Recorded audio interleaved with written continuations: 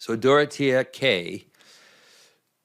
says, "Hi, Jonathan. In Acts 5, we read the people brought their sick into the streets, hoping that Peter's shadow would fall on them and heal them. It later says that everyone would be healed. So I guess this includes the people his shadow would fall on. Why would Peter's shadow have the ability to heal?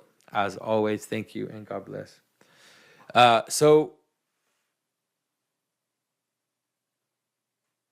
Right. So the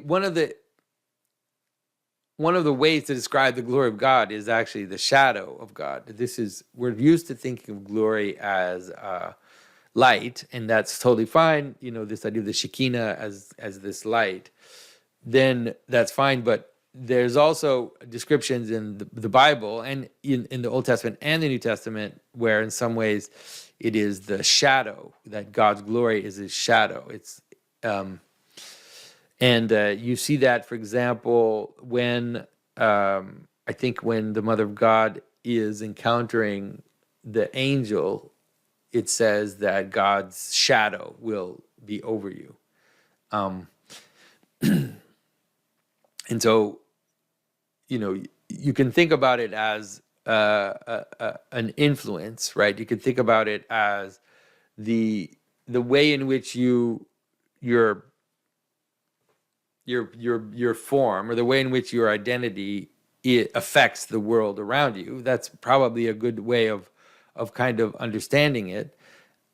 And so that's why I think the Peter's shadow was able to heal, for the same reason did God's shadow. So, but it's obviously this symbolism is kind of interesting because it's both at the same time.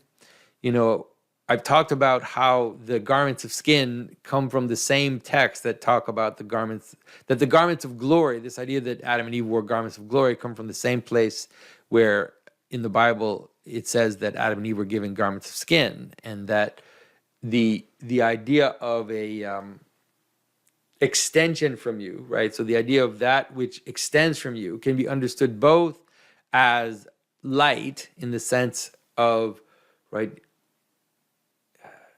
in the sense of the meaning and your meaning going out, but it can also be understood from the other point of view, which is in some ways it's not you.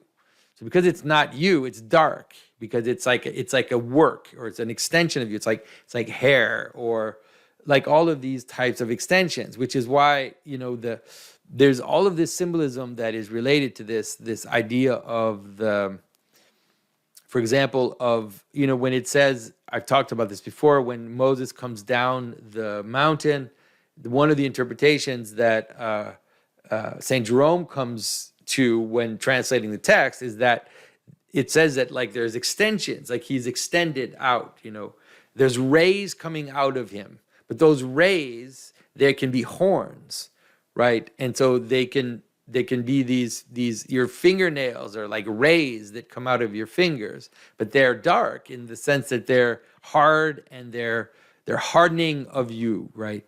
So that is why that symbolism of a ray that comes out of you can be represented both as light and sometimes as dark, depending on, you could say, from which point of view that you're seeing. Like I said, on the one hand, it's your influence on the world, and on the other hand, it's your influence. It's not you. It's, or it's an interesting kind of extension. It's an interesting way to understand the way that you affect the world around you.